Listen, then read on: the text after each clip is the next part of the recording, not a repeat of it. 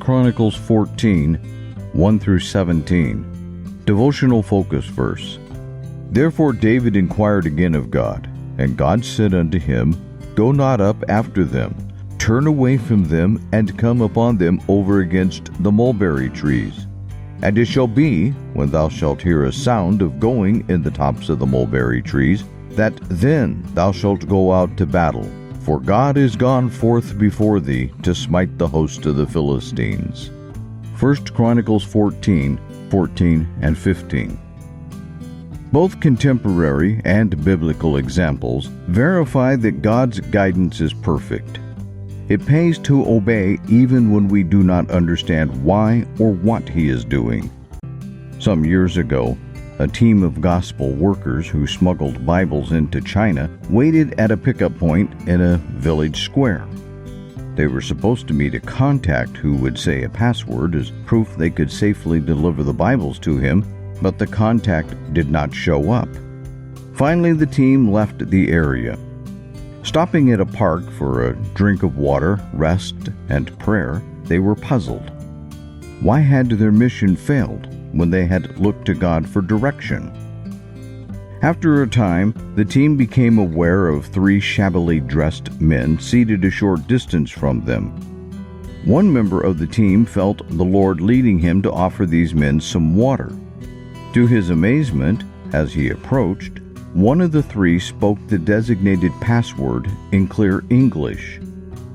Some of the team members spoke a little Chinese, and they were able to piece together the story told by the 3 men. 2 years earlier, God had revealed to these men, who were Christians, that if they would be at this park on this date, they would meet some white people who would have Bibles for them. In faith, they had begun preparing to make the journey, but since they were poor farmers, it had taken a long time to save enough money. When the needed provisions had finally been obtained, the 3 had walked for 2.5 months from the far north of China. Traveling mostly at night to keep from being arrested, they had climbed mountains, journeyed across a desert, and forded several rivers, without a compass or any knowledge of the countryside. All they could explain was that God had shown them where to go. How did they know the password? How could they speak it in English when they knew no English? Their guidance could only have come from God. What rejoicing occurred when the 3 Chinese men saw the Bibles. Many tears were shed as the team prayed for the Chinese farmers and gave them food and money for their return journey. In today's text, David looked to God for guidance about engaging in battle with the Philistines, who had arrayed themselves against Israel. God honored David's dependence upon him and gave him detailed instructions regarding how to combat this threat. In our focus verses, David was told to outflank the enemy by coming against them from a grove of mulberry trees and to listen for a particular sound in the tops of the trees that would signal it was time to attack. David did as God commanded, and the result was a decisive victory for Israel. Today, are you in the process of seeking God's guidance about circumstances you face? Are you sincerely seeking the will of God? He does not always answer our prayers for guidance in as detailed a way as He did for the team of Bible smugglers, the Chinese farmers, or David. However, guidance will come if we seek Him for it. As we submit ourselves to Him, we can be assured that He will direct our paths. And His direction is always the best and surest way to go, whether we fully understand or not. Background information.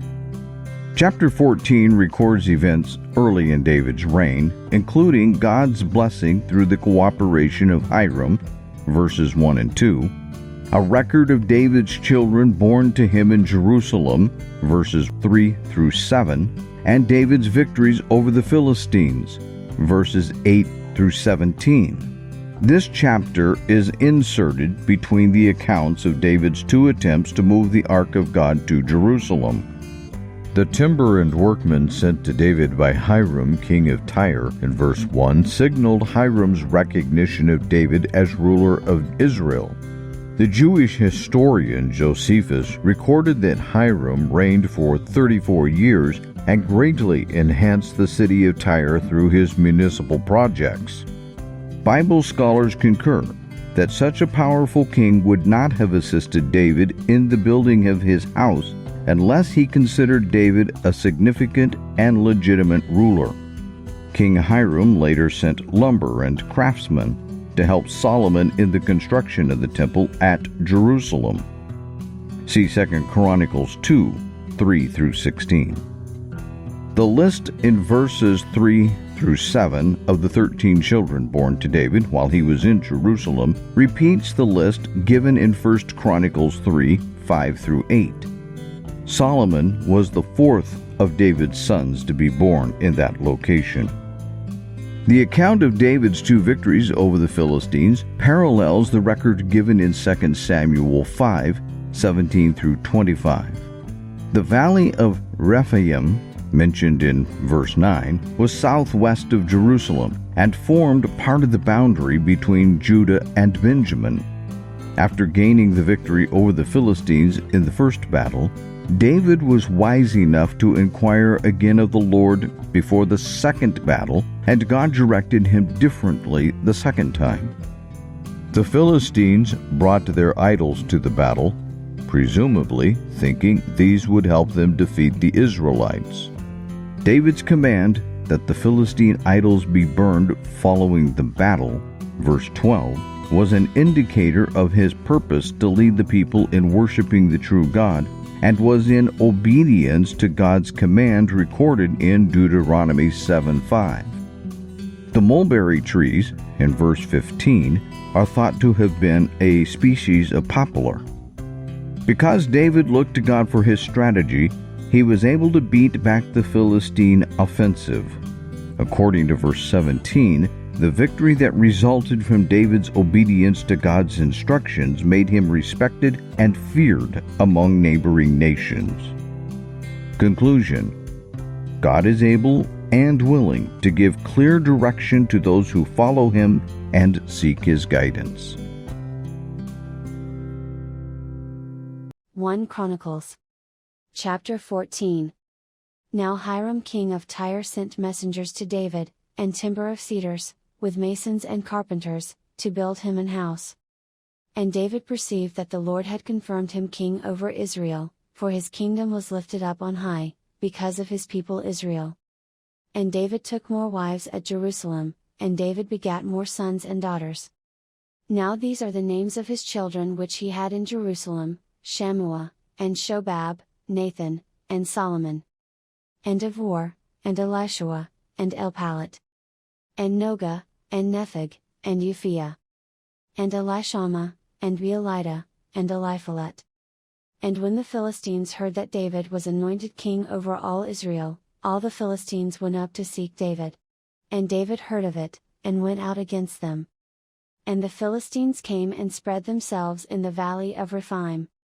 And David inquired of God, saying, Shall I go up against the Philistines? And wilt thou deliver them into mine hand? And the Lord said unto him, Go up, for I will deliver them into thine hand. So they came up to Baal-Perazim, and David smote them there. Then David said, God hath broken in upon mine enemies by mine hand like the breaking forth of waters, therefore they called the name of that place Baal-Perazim.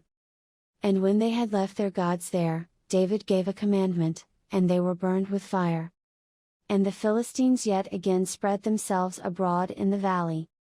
Therefore David inquired again of God, and God said unto him, Go not up after them, turn away from them, and come upon them over against the mulberry trees. And it shall be, when thou shalt hear a sound of going in the tops of the mulberry trees, that then thou shalt go out to battle, for God is gone forth before thee to smite the host of the Philistines. David therefore did as God commanded him, and they smote the host of the Philistines from Gibeon even to Gazer. And the fame of David went out into all lands, and the Lord brought the fear of him upon all nations.